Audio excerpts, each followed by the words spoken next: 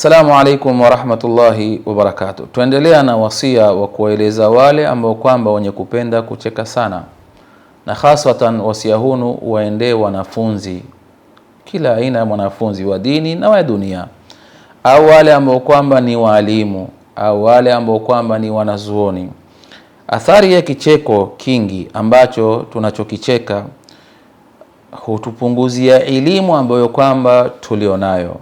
Na haya si maneno yangu bali ya Sayyiduna Ali radhiyallahu anhu, idha dhahika al-alimu dhihkatan majja min al-ilmi majjatan, yule mjuzi au mwanachuoni au anaufahamu anapocheka, kicheko kile champelekea kupunguzwa katika ilmu. Majja min al-ilmi majjatan, majja ni kitu ambacho kwamba cha kumiminwa, kama ndoo inavyokuwa na maji huwa inamiminwa.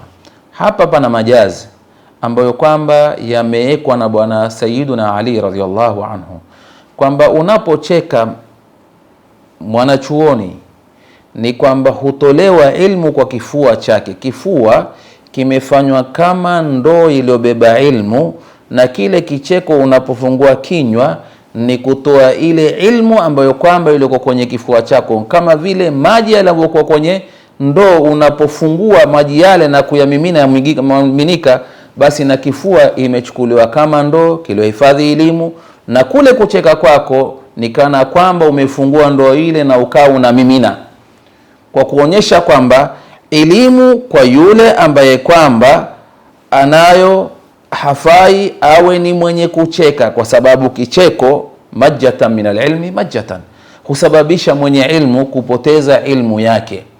Na haya ni mambo ambayo kwamba hatuyafahamu athari yake.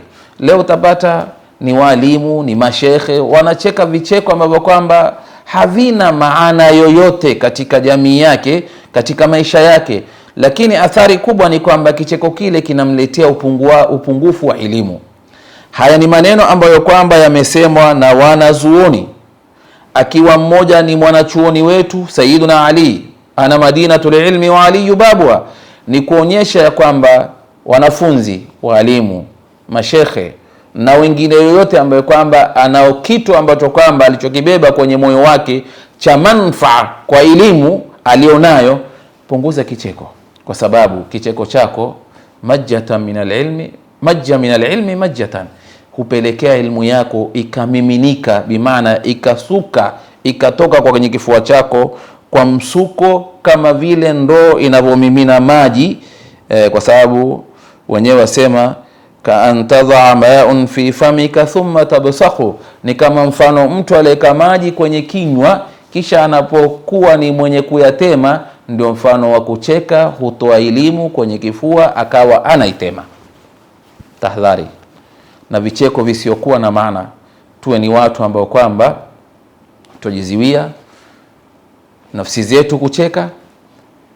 Ikiwa umeshindika kile ambacho kwamba utakachokuwa ni mwenye kucheka, kwa kuwa baada ya kuwa wewe umejipinda usicheke, hapo takuwa huna madhambi. Fattaqullaha mastata'tum la yukallifullahu nafsan illa usaha.